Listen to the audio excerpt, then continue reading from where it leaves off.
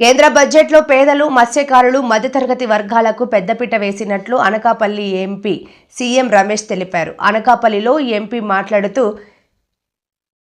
ముఖ్యంగా మత్స్యకారులకు ఉపయోగపడే అనేక పథకాలను బడ్జెట్లో కేటాయించినట్లు పేర్కొన్నారు.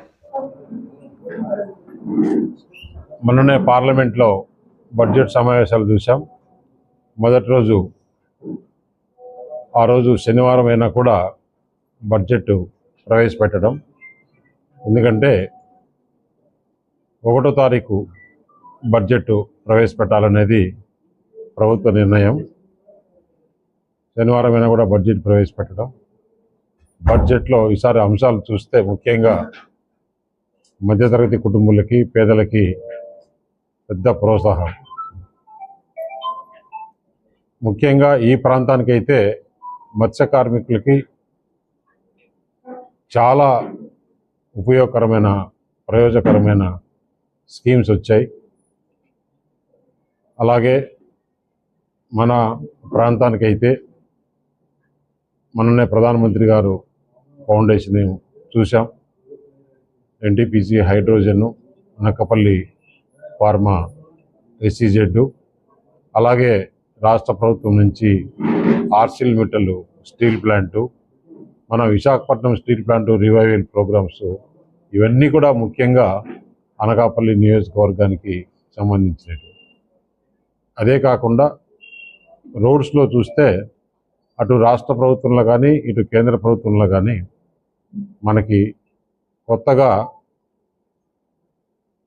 మాడుగుల చౌడవరం కనెక్ట్ అయ్యి పాడేరు వరకు కూడా ఆ రోడ్డును తీసుకెళ్లేదానికి ఇంకొక నేషనల్ హైవేకి డిపిఆర్కు ఇవ్వడం, Anakapalli to Rajahmundry 6 line sanction చేసి టెండర్ స్టేజ్కి రావడం, స్టేట్ గవర్నమెంట్లో కూడా ఏదైతే ఎన్డీబీలో న్యూ డెవలప్మెంట్ బ్యాంకులో పిలిచిన రోడ్లన్నీ కూడా స్టార్ట్ కావడం, ఈ ప్రాంతానికి ఒక పక్క రైల్వేస్ ఉండే ప్రాజెక్టులన్నీ కూడా కంప్లీట్ చేసుకుంటూ, రైల్వే కూడా మనం చూసాం జోను ప్రకటించేది కాకుండా ఈ హైదరాబాద్ నుంచి జోన్ తీసేసి ఆ ప్రాంతం నుంచి ఉండే అన్నీ కూడా ఈ జోన్కి ఇవ్వడము, జోన్ శాంక్షన్ కావడము, అన్నీ కూడా ఈ కూటమి ప్రభుత్వంలో ఏదైతే మనం ఎలక్షన్లో మాట చెప్పామో డబుల్ ఇంజన్ సర్కార్ వస్తే ఈ పనులన్నీ చేసేదానికి సులువుగా ఉంటుందని, 5 సంవత్సరాలు జగన్మోహన్ రెడ్డి సర్వనాశనం చేసిన ఆంధ్రప్రదేశ్ని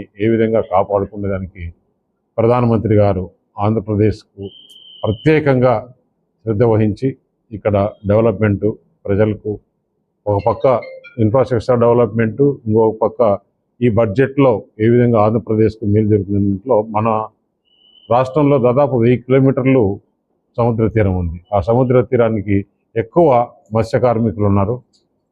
ఈ మత్స్య కార్మికులకి ఈ బడ్జెట్లో ఎక్కువ ప్రోత్సాహం కలగడం, రైతులకి, మధ్యతరగతి